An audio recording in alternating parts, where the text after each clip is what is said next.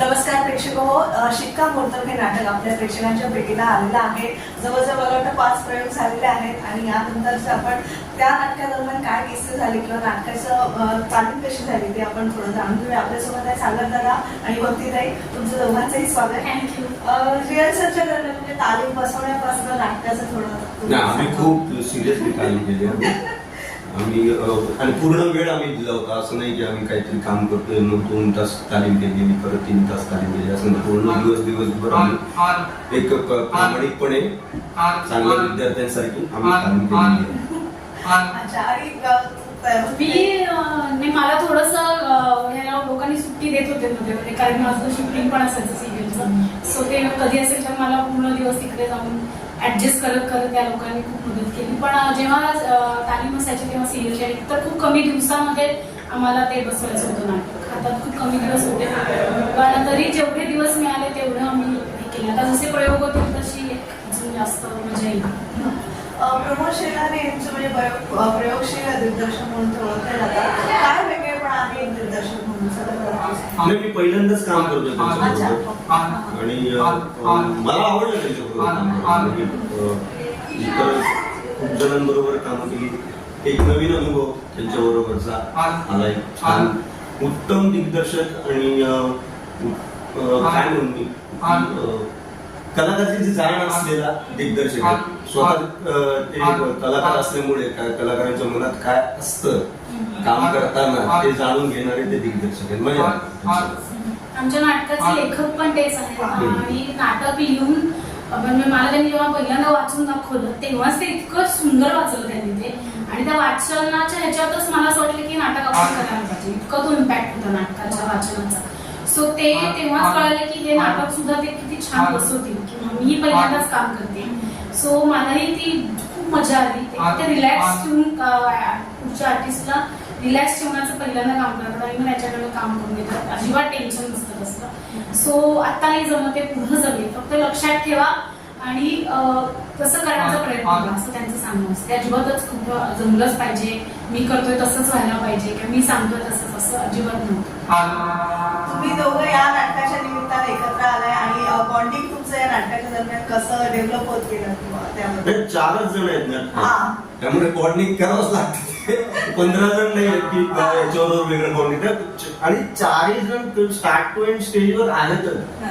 आणि काय 2 जोडपी असल्यामुळे एक नवरा बायको असं ती केमिस्ट्री जेवढी खुलेल ना तेवढी नाटकाला मजा येणार.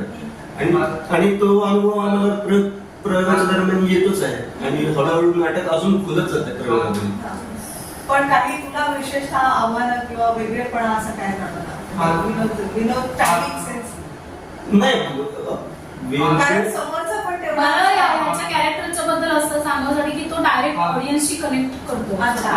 सो ती एक थोडी गंमत आहे असं मला वाटतं ह्याच्याबद्दल. आणि मला माझ्या कॅरेक्टरमध्ये सुरुवातीला मी खूप काय एक विनोदी कॅरेक्टर पात्र म्हणून येईल लोकांच्या समोर. पण एंडला जाताना ते किती सिरियस होतं आणि ते का असं आहे ते सगळं तर ते मला चॅलेंजिंग वाटलं की हसवता लोकांना थोडंसं एक टोचून घेऊन जातं ते कॅरेक्टर. पण ते विनोद म्हटला की टायमिंग आलं एकमेकांचं इव्हेंट एक आलं तसं तुमचं सपोर्टिव्ह होतं का? हो त्याच्याशिवाय माझे जास्त सीन किंवा माझं आहे ते काम मला वाटतं कांचन बरोबर आणि याच्या बायकोचं जे काम करते स्नेहा तिच्या बरोबर आहे. सागर बरोबर मध्ये आहे पण तरी खूप मजा येते ते करताना. आणि सगळेच म्हणजे कांचन पगारे सुद्धा उत्कृष्ट काम करणार आहेत आणि त्याच्या फिल्म वगैरे सगळ्यांनी बघितल्याच असेल. त्याचा विनोदाचं टायमिंग सगळ्यांना माहिती. सो तीही मजा येते. कांचन दादा तुझ्याबद्दल पण मगाशी भरभरून बोलला की तुझ्याकडनं बरं शिकायला पण मिळतंय.